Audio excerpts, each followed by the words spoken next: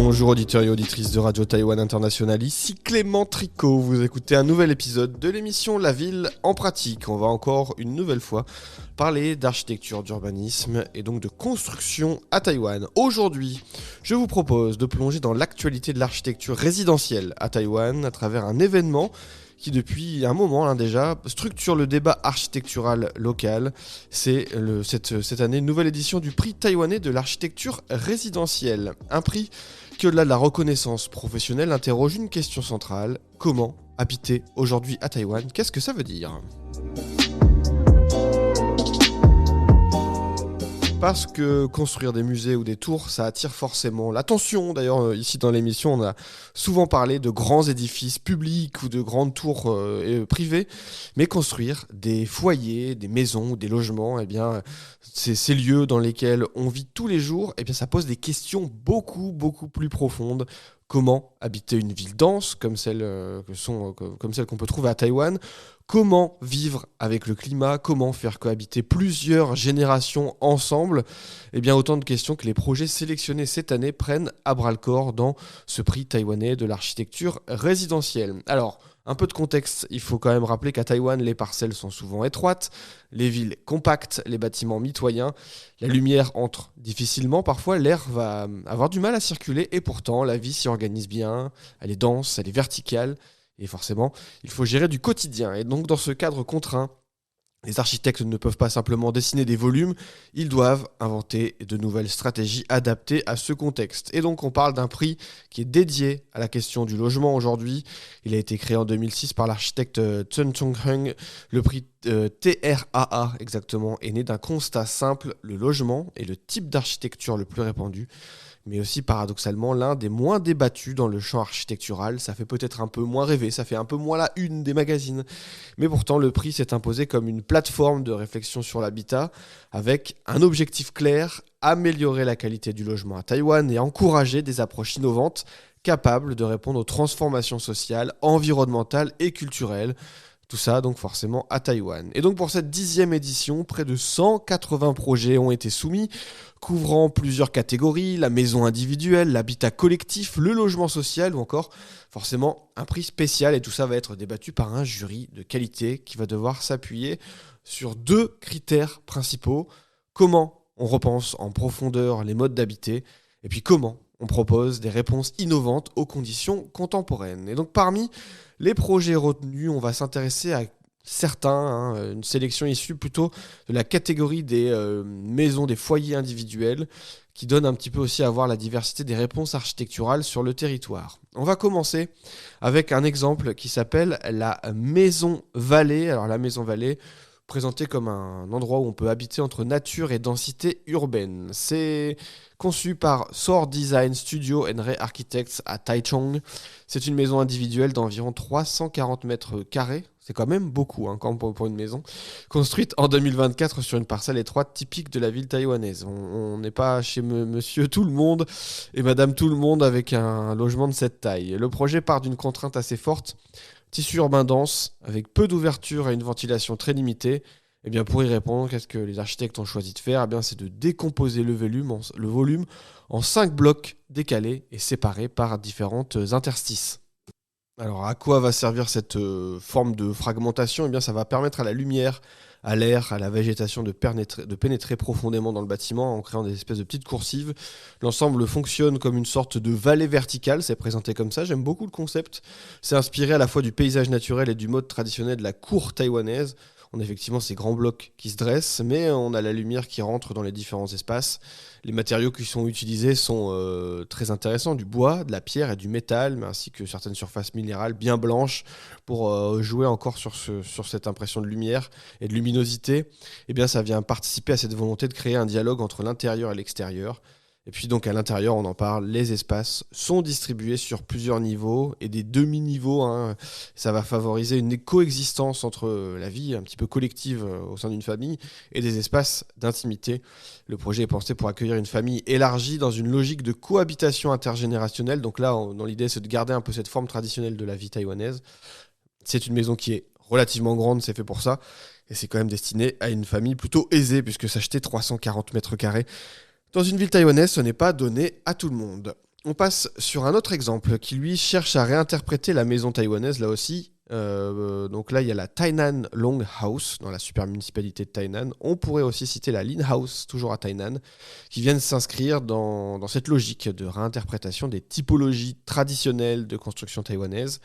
Dans ces maisons-là, l'architecture travaille souvent sur des parcelles qui sont longues et étroites. Au Vietnam, on appelle ça des formes de construction pour des maisons tubes. Eh bien, c'est typique aussi du tissu urbain du sud de Taïwan. On a ces grandes parcelles très longues et les projets viennent explorer alors des stratégies similaires. Comment creuser des patios, ouvrir des vides, travailler en profondeur plutôt qu'en façade. C'est un petit peu ce jeu qu'on voit pas forcément à Taïwan, mais aussi dans d'autres villes asiatiques. Quand on a ces longues parcelles, eh bien, on va jouer sur des cours, un système de coursives, etc. pour venir faire de la lumière. Ça va parfois créer une discontinuité dans le bâtiment, mais ça va offrir des espaces rafraîchissants quand on n'est pas là pour maximiser le tissu urbain. Et au contraire, quand on veut absolument rentabiliser les constructions, eh bien, on va avoir des espaces au centre du bâtiment qui vont être relativement ombragés, enfin plutôt sombres et humides si les architectes ne font pas attention à ce qu'ils font. Et donc dans les maisons dont on parle, l'architecture travaille souvent donc, sur ces parcelles longues et l'objectif est toujours le même, ramener de la lumière, de l'air et aussi de la nature dans ces contextes urbains contraints tout en maintenant une certaine densité. Donc c'est intéressant aussi d'aller voir ce projet pour essayer de réfléchir un peu à comment les architectes essaient de trouver des subterfuges et des solutions pour faire face à ces contextes. Autre questionnement aussi dans ce prix, la fragmentation, l'empilement ou la continuité. Un autre projet sélectionné, présenté dans la presse spécialisée, explore la notion de fragmentation architecturale à travers un volume volontairement découpé. Je pense notamment à un bâtiment qui est surnommé le Toit de l'Espoir, ça c'est plutôt joli. Ça se trouve précisément dans la super municipalité de Tainan toujours. Ici, on a un travail qui est fait justement toujours sur la tente concernant le foyer. Les architectes présentent ça comme une réflexion autour de qu'est-ce qu'un foyer. C'est pas seulement un endroit où on répond aux besoins de logement de la communauté familiale. On vient y ajouter le sens intrinsèque d'une relation avec des valeurs. Et donc, ce bâtiment ici à Tainan est fait de manière à ce qu'il y ait un grand espace au-dessus du bâtiment. Le toit terrasse est utilisé avec une espèce de puits de lumière central où on peut voir l'intégralité du bâtiment et ça vient inonder ce logement plutôt en forme de petite tour. La lumière rentre comme ça par cet immense puits de lumière central et aussi le toit est aménagé avec des espèces de gradins, ce qui permet de pouvoir se retrouver, de discuter et de faire des événements, on va dire, familiaux ou avec des amis sur ce travail, sur ce toit. C'est assez atypique, c'est intéressant de voir la forme un petit peu de ce toit de l'espoir. Autre élément qui est quand même beaucoup mis en avant aussi dans ce prix, c'est le rapport entre les matériaux et le climat. D'ailleurs, ça se retrouve un petit peu dans chaque projet, que ce soit de manière un petit peu communicante de la part des architectes ou en tout cas en solution concrète dans la spécificité du bâti. Il y a une attention particulière portée sur le rapport, on va dire, à la chaleur, à l'humidité ou au vent saisonnier. Les architectes développent des réponses qui sont adaptées avec un travail sur la ventilation naturelle, des ombrages par des débords ou de la végétation qui va être installée, des matériaux respirants ou à forte inertie. On parlait de la maison Vallée au début de cette émission. Et bien, par exemple, l'organisation des volumes séparés permet de créer un microclimat intérieur et qui va venir un petit peu faciliter la circulation de l'air. Et ça, dans un climat tropical ou subtropical en fonction des lieux où on se trouve à Taïwan, eh bien c'est primordial de réfléchir aussi à ces espaces un petit peu ombragés et ces espaces plus frais l'été notamment.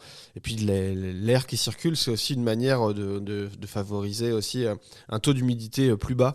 À Taïwan, on sait que c'est très très humide, donc c'est intéressant aussi de travailler au maximum, même si l'architecture ne peut pas répondre à tous les soucis, mais de répondre au maximum à toutes ces contraintes. Bon, alors nous arrivons déjà plus ou moins au terme de cette émission, et c'était intéressant de voir un petit peu les logements, on va dire individuels, plutôt sur des formes de maisons, puisque bon, ce n'est pas forcément la norme à Taïwan, et que c'est intéressant de voir un petit peu à l'échelle d'un foyer, aussi petit soit-il, comment les architectes taïwanais vont essayer de réfléchir à cette question. Mais je vous invite largement à aller voir la page, le lien que je vous ai mis sur la page de cette émission, puisqu'il y a aussi d'autres catégories au-delà de la maison individuelle. Il y a bien évidemment les constructions de logements collectifs, que ce soit des logements privés, comment les promoteurs aussi sont obligés de se réinventer pour essayer d'attirer des investisseurs et des primo-accédants pour acheter des logements et donner envie peut-être de choisir ce bâtiment plutôt qu'un autre. Comment on améliore aussi la qualité de vie dans ces bâtiments collectifs. Il y a aussi une catégorie dédiée spécifiquement à des logements sociaux. À Taïwan, comme la construction de logements sociaux est relativement, on va dire, récente dans ces derniers efforts au cours des 10-20 dernières années, il y a des sacrées innovations architecturales qui sont faites notamment à Taipei ou à Kaohsiung. Et donc il y a 3 exemples qui sont mis en avant cette fois-ci, qui sont des exemples très très intéressants de vivre ensemble, de travail sur l'espace public et aussi d'équipements qui vont venir s'ajouter en plus la simple fonction de logement que peuvent avoir ces ensembles résidentiels. Et donc tout ça, eh bien, c'est à retrouver sur la page du TRAA, on va dire le prix de l'architecture résidentielle à Taïwan. C'est la 10e édition en 2026. Il y avait donc la sélection qui a été annoncée et puis les prix seront annoncés dans les semaines à venir. On aura l'occasion d'y revenir. C'était Clément Tricot, vous écoutiez RTI. Moi je vous dis à bientôt, portez-vous bien.